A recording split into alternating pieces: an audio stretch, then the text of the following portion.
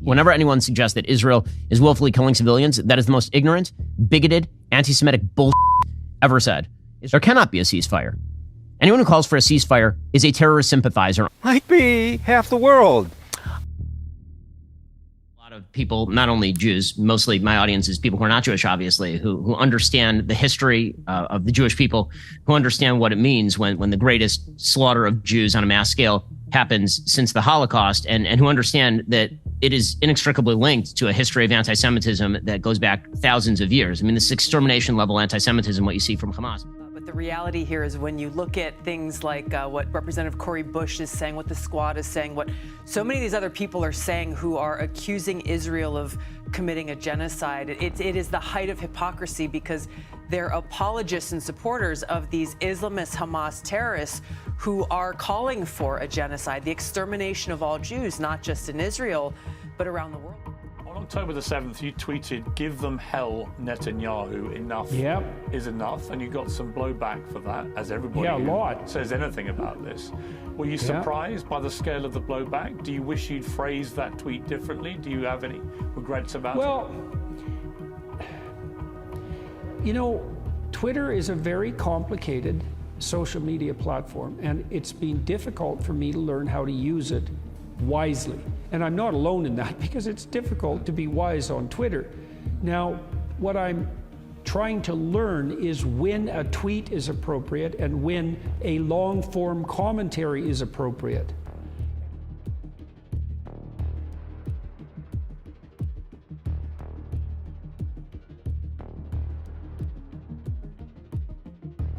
So much has happened over the past 2 months now, where many people are showing themselves to be who they truly are. And what I mean by that is this Israel-Palestine war, which, in my opinion, is a genocidal campaign against the Palestinian people. Many people are starting to become awakened to the truth that there are people who they once thought were good, quote unquote, or that they once thought were righteous people, are actually puppets of a shadow force. There are actually puppets of the same masters who have always been in control, who control both sides. What do I mean by that? I mean these right-wing players like Ben Shapiro, Jordan Peterson, Donald Trump, all these right-wing players, conservatives, those who are the keepers of liberty, protectors of liberty, the protectors of freedom. At least that's what many thought, not me. They are showing themselves to be naive, ignorant, and divisive agents of the shadow forces who run government, whether they know it or not. If they know, then they are corrupt.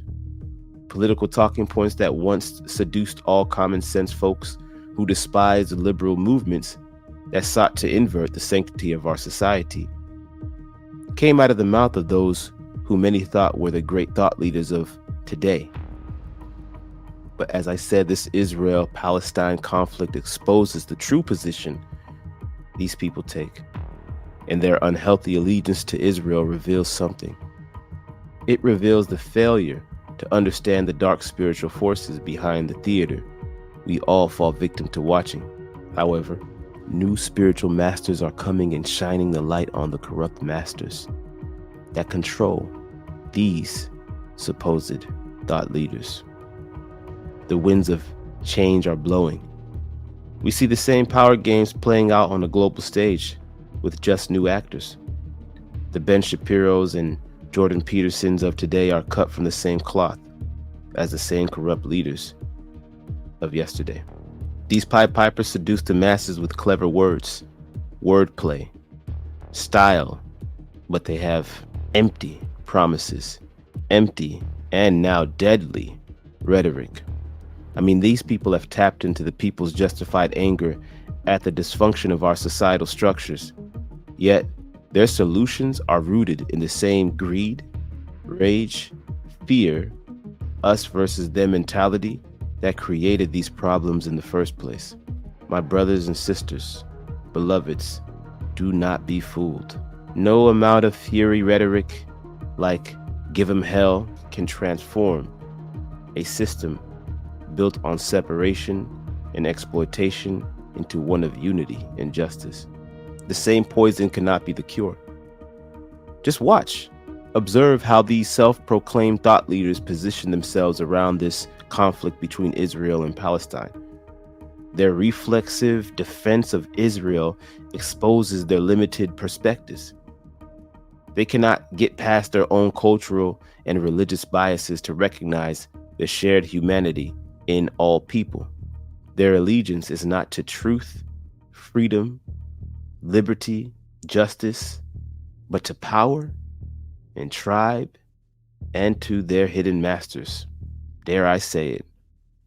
Dare I say it? The solutions will not arise from within the dominant power structures. Politicians and pundits wedded to the status quo, to the system, masquerading as rebels to the system. These people cannot birth the new. They cannot bring forth this new age. Insight emerges from spaces of openness, compassion, enlightenment, and deep questioning of long-held assumptions. The corrupt masters are destined to fade. These supposed champions of truth originally gained followers by speaking out against pandemic overreach, medical tyranny, mandated medicines, transgenderism, LGBTQ dogma, and other ideologies that were conservative. But what we're seeing now is that they are a controlled opposition. What they seem to be is an opposing force, but they are a controlled opposing force. When it comes to the oppression of Palestinian people, they turn a blind eye. In their allegiance to Israel, a Zionist state, a settler regime, racist regime, in their allegiance to this terrorist state and demonization of Hamas, they fail to recognize how both sides are caught in the same web of darker spiritual forces. The cycles of violence bred by fear, clinging to narrow identities, the same machine of the New World Order.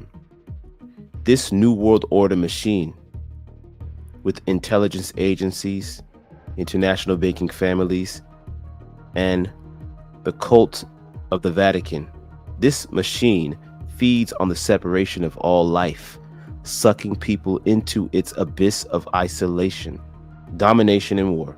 Only by transcending the illusion of sides can we address the deeper spiritual sickness plaguing our world. Understand, solutions will not arise from within the dominant power structures. Understand, there are new spiritual visionaries who are being birthed beyond borders and ideologies to the oneness underlying all life. A great reimagining of society is coming, beloveds. Have faith and have hope. The shifting energies are breaking down outdated institutions and opening new portals of possibility. So I want you to think about what we see today. Question those who you did not question yesterday, but see how they're behaving now. All of these right-wing, so-called conservative people, these right-wing players, when it comes to life, they can't open their eyes, open their heart, let alone open their eyes. They cannot open their heart and see humanity. They can't see that a child should not be bombed ruthlessly.